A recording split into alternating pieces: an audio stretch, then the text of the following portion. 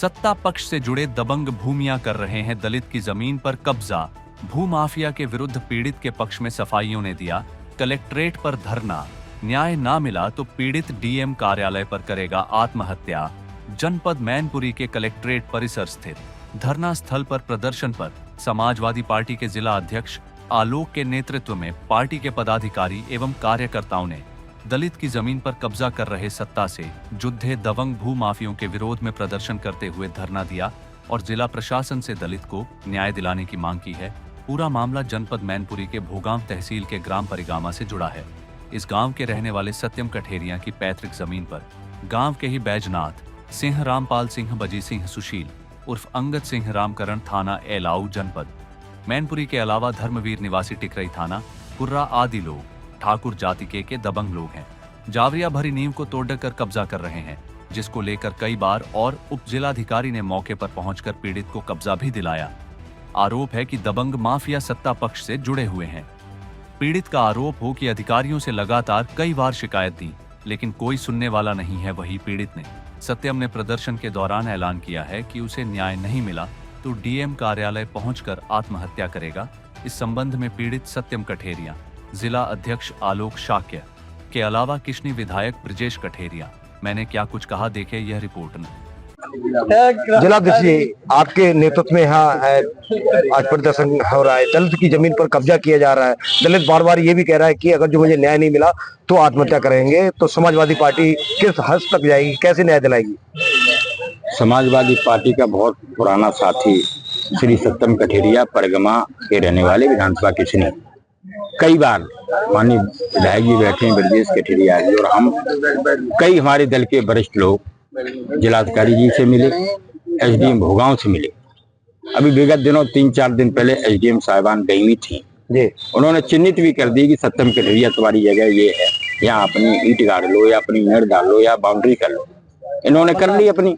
उसके 2 दिन बाद 3 दिन बाद भारतीय जनता पार्टी के भूमाफियाओं ने वो सारी मेड़ खसा दी, ईंटें हटा दी, अपनी ईंटें रख ली, पुनः कब्जा करना चाहते हैं। मेरी समझ में नहीं आ रहा कि एसडीएम भोगांव जब चिन्हित करके आई हैं, या तो एसडीएम भोगांव की मिली भगत है या ऊपर प्रशासन की मिली भगत है। आखिर जब एसडीएम मजिस्ट्रेट है, जब उनको एप्लीकेशन दी गई, वो गई मौके पे, जब चिन्हित कर आई, उसके बाद भूमाफियाओं ने पुनः कब्जा कर लिया है। ये सत्यम कठेरिया तो बाल बाल बचा। आपका सत्यम कठेरिया जी, आप यहाँ प्रदर्शन पर बैठे हैं समाजवादी पार्टी के साथ में, क्या पूरा मामला है? मामला ये है कि मेरी माता पिता के नाम जमीन परिगमा में कुर्रा भामद मार्गपुर है। वहाँ हम आज से नहीं 20 साल से काबिज हैं। पक्की ईंटों की न्यास भर के काबिज थे। तो हमारे नामदर्ज भूमाफिया धर्मवीर सिंह चौहान, ब्रजनाथ सिंह चौहान, रामपाल सिंह, रामकरण सिंह और सुशील, इन लोगों ने 2023 में उसको तोड़ दिया था और हम वहाँ विरोध करने गए तो इन्होंने हमारे साथ मारपीट भी की थी। मारपीट का मुकदमा न्यायालय में विचाराधीन है, चल रहा है। अभी 10 मई को एसडीएम महोदय जी मौके पे गई और जाके उन्होंने पूरी टीम और थाना अध्यक्ष पुलिस बल के साथ पैमाइश करके हमारी जहाँ जमीन थी उन्हें पुनः मुझे कब्जा दिला दिया गया। ठीक है। वहाँ उसने फसल जो बोई थी उसकी फसल जुतवाई, जेसीबी से मेड़ बनवाई। क्षेत्र में कहर देखने को मिल रहा है सत्ता पक्षों का और दलितों की जमीन पर कब्जा किया जा रहा है। आप एक दलितों के मसीहा है, यानी कि आप ब्रजेश कठेरिया दलित समाज में आते हैं, तो किस तरह से मदद कर पाएंगे दलितों की? ये प्रकरण हमारी भोगांव तहसील के परिगमा का है। सत्यम कठेरिया की 20 साल पहले जमीन थी जिसकी नींव भरी हुई थी, और ये जो आरोपी पक्ष है इन्होंने कुछ जमीन खरीदी, रकबा चूंकि बड़ा है पीछे खरीदी, और उसके बाद इन्होंने पूरे सत्ता की दम पे और जाकर के वो नींव उखाड़ दी।